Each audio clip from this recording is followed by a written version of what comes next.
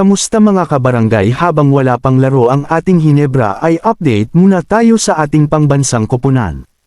Ang Gilas Pilipinas, nakasiguro ng lugar sa FIBA Asia Cup 2025. Nakasiguro na ng lugar sa FIBA Asia Cup 2025 ang Gilas Pilipinas, kahit na may 2 laro pang natitira sa mga kwalipikasyon na gaganapin sa Pebrero. Ngunit hindi katulad ng huling 3 laro ng mga kwalipikasyon, ang huling 2 laban ay gaganapin sa labas ng bansa.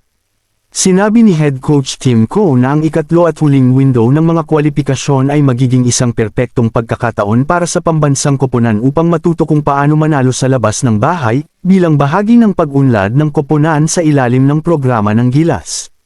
Naipanalo ng Pilipinas ang lahat ng kanilang mga laban-laban sa New Zealand at Hong Kong, na ginanap sa Mall of Asia Arena, sa panahon ng window 2 ng mga kwalipikasyon upang makuha ang 4-0 na record sa Group B. Nanalo rin sila laban sa Chinese Taipei sa PhilSports Arena noong nakaraang Pebrero. Ang tagumpay ng Gilas Pilipinas sa window 2 ay nagdulot ng matinding kagalakan sa mga Pilipinong tagahanga. Ang mga laro sa Mall of Asia Arena ay puno ng sigla at suporta, na nagbigay inspirasyon sa koponan. Ngunit ang nalalapit na mga laro sa labas ng bansa ay nagdala ng bagong hamon. Hindi na sila susuportahan ng masiglang sigawan ng mga Pilipinong nanunood sa arena. Kailangan nilang harapin ang presyon ng paglalaro sa isang banyagang lupa, sa harap ng mga tagahanga ng kalaban.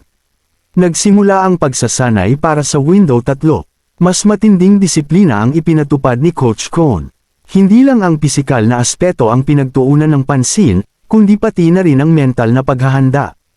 Mga taktika para sa paglalaro sa labas ng bansa ang pinag-aralan. Paano haharapin ang presyon? Paano mananatili ang focus sa gitna ng mga abala? Paano mapanatili ang unity ng koponan kahit na malayo sa pamilyar na kapaligiran? Sa mga araw bago ang unang laro, kapansin-pansin ang pagbabago sa koponan. Mas determinado, mas focus, at mas nagkakaisa. Ang mga manlalaro ay nagpakita ng pagiging profesionalismo at dedikasyon na higit pa sa inaasahan. Naramdaman nila ang responsibilidad na dalhin ang karangalan ng bansa sa kanilang mga balikat. Dumating ang araw ng laro. Ang atmosphere ay ibang-iba sa mga nakasanayan na nila. Ngunit handa na ang Gilas Pilipinas.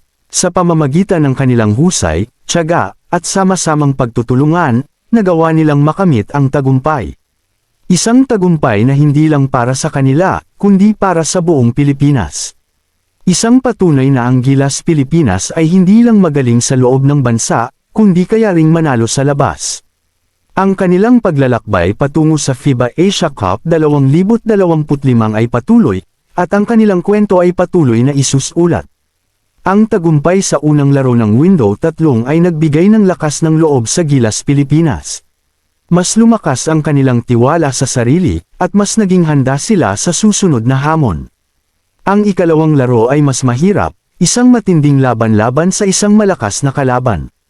Ngunit hindi sila nagpatinag, ipinakita nila ang kanilang kakayahan na umangkop sa anumang sitwasyon, na mag-adjust sa anumang kalaban. Sa huling minuto ng laro, lamang ang kalaban ng 1 puntos. Ang tensyon ay nasa pinakamataas na antas. Lahat ng mata ay nakatuon sa bola. Isang crucial na play ang kailangan. At sa isang mahusay na pagpapakita ng husay at tiyaga, nakagawa ng game-winning shot si, pangalan ng manlalaro, maaaring palitan depende sa gusto mong mangyari sa kwento, na nagdulot ng matinding pagdiriwang sa buong koponan.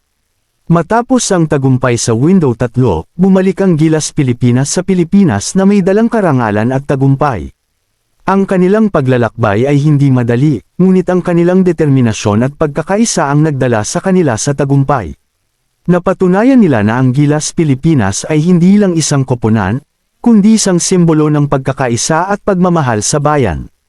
Isang inspirasyon sa lahat ng Pilipino.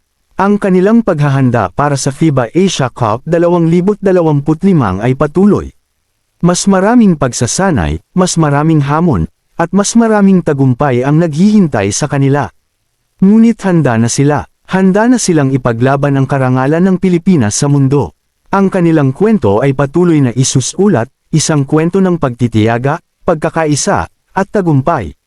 Isang kwento na magiging inspirasyon sa mga susunod na henerasyon ng mga Pilipinong manlalaro. Ang paghahanda para sa FIBA Asia Cup 2025 ay hindi nagpahinga. Mas matinding pagsasanay ang pinagdaanan ng Gilas Pilipinas. Hindi lamang pisikal na kondisyon ang pinagtuunan ng pansin, kundi pati na rin ang mental toughness at strategic planning. Sinuri nila ng mabuti ang mga kalaban, pinag-aralan ang kanilang mga lakas at kahinaan, at nagplano ng mga taktika para mapabagsak ang mga ito. Ang mga manlalaro ay nagpakita ng mas mataas na antas ng teamwork at communication. Naging mas mahusay ang kanilang coordination sa court, at mas epektibo ang kanilang pagsasama-sama bilang isang team.